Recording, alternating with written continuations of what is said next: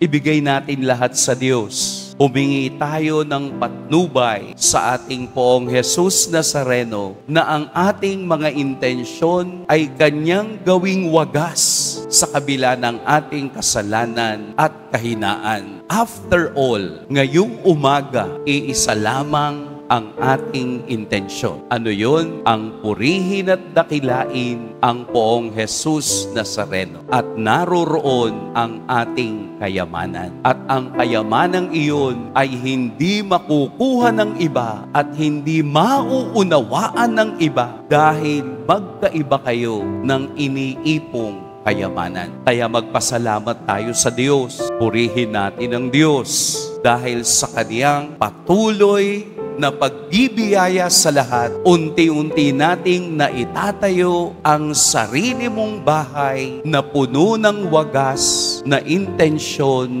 ng pag-ibig at awa ng Diyos. Amen. Pagpalain tayo ng Poong May Kapal.